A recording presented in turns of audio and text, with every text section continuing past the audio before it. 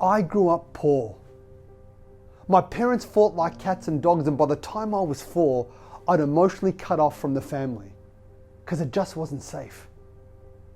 I was bullied because of my race. I was teased because I had crooked teeth, which messed up the smile that rarely appeared on my face.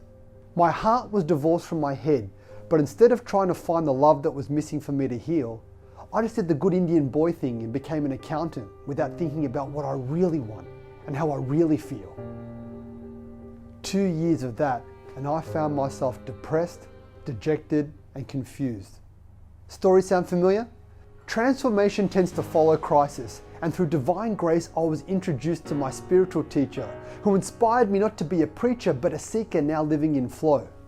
This led me to being a speaker with a burning passion to reach her and just teach her what I know. Because what I learned from him over the last 25 years or so is how to live a happy and fulfilled life.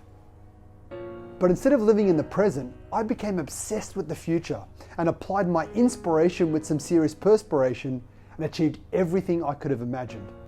Beautiful life partner? Tick. Happy kids? Tick. Close friends? Tick. An architecturally built house in a great location? Tick. Nice cars, clothes, holidays? Tick. I've got the perfect life. You would think after achieving all of this, I'd be the happiest person in the world. The truth is that over the last year, I've gone through more pain, suffering, and confusion than the norm. But if you let the pain teach you the lessons needed for your life, then you will transform. But it does require you to be honest and take a long, hard look in the mirror like me. And if you do, I'm sure you'll agree that deep down, you don't feel enough. So let's stop the bluff and get real, because in the seminar, I'm keen to show you a new deal, a way of being that is deeply fulfilling, authentic, and real. What else?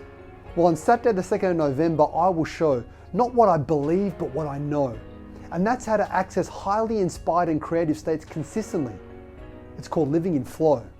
You'll learn how to tune into your inner voice, to make powerful and life-transforming decisions about your career and relationships.